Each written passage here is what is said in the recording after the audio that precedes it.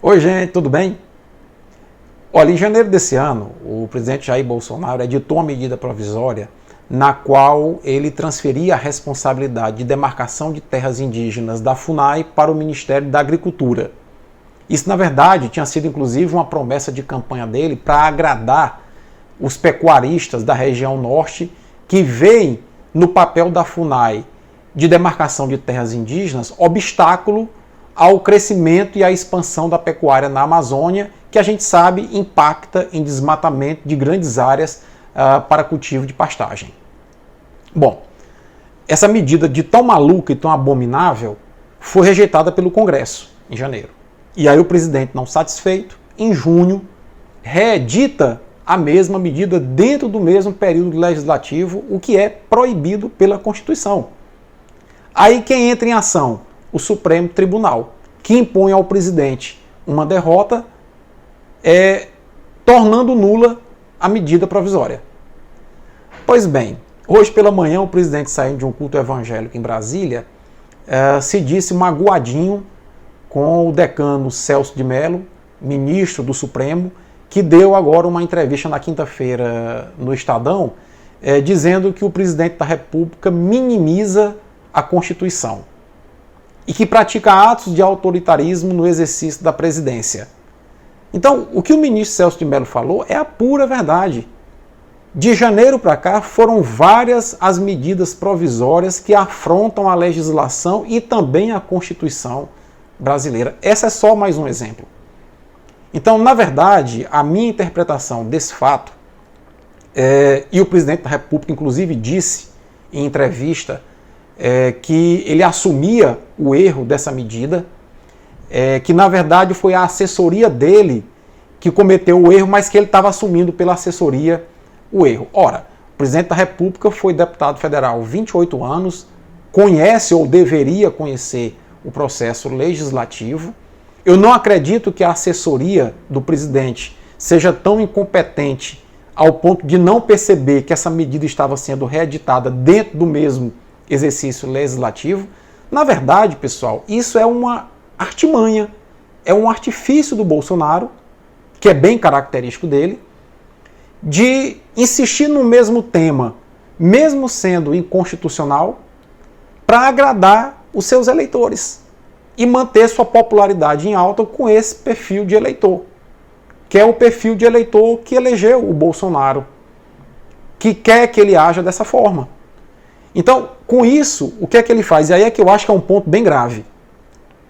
Ele joga essa parcela da população, que é o eleitor do Bolsonaro, que ainda se mantém fiel a ele e que defende as coisas que ele faz, ele joga essa parcela da população contra as instituições Congresso Nacional e contra o Supremo.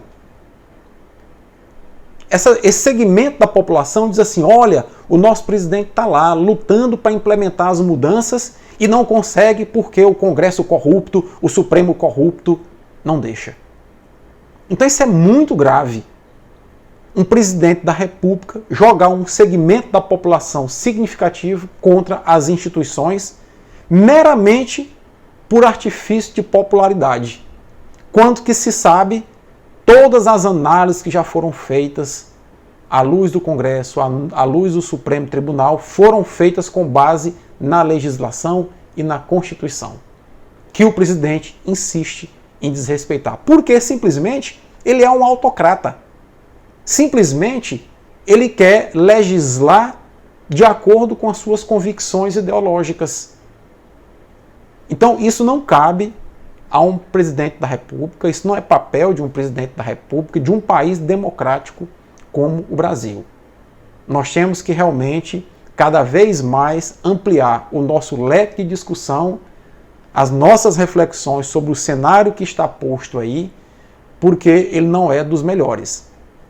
O ataque à Amazônia é declarado, ele está exonerando essa semana que está entrando agora o professor Ricardo Galvão, cientista de primeira linha, vinha fazendo um trabalho maravilhoso no INPE, está exonerando do INPE, porque não concorda com as análises de satélite, de rastreamento de satélite que o INPE vinha fazendo e que são reconhecidas no mundo inteiro como de uma precisão científica e técnica muito grande.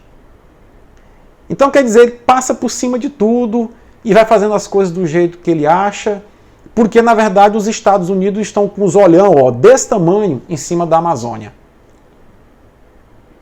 Ele já declarou que quer fazer parceria com os Estados Unidos para explorar os minérios da Amazônia, que boa parte deles, inclusive, estão nas reservas indígenas.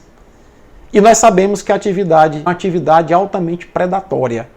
Vai causar grandes impactos. Olha o que é que está ocorrendo em Minas Gerais.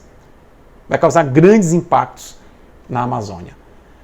Então, é lamentável o que está acontecendo. Para consolidar isso, ele está nomeando o seu filho, Eduardo Bolsonaro, como embaixador dos Estados Unidos para fazer esse elo de aproximação com as mineradoras americanas, passando por cima de uma outra tradição, que é a tradição do Instituto Rio Branco, que forma embaixadores e diplomatas nesse Brasil desde 1945. Está passando por cima do mérito, colocando uma pessoa que não fez o processo de seleção do Instituto Rio Branco, não fez o curso de diplomatas no Instituto Rio Branco, para ser embaixador dos Estados Unidos com esse objetivo.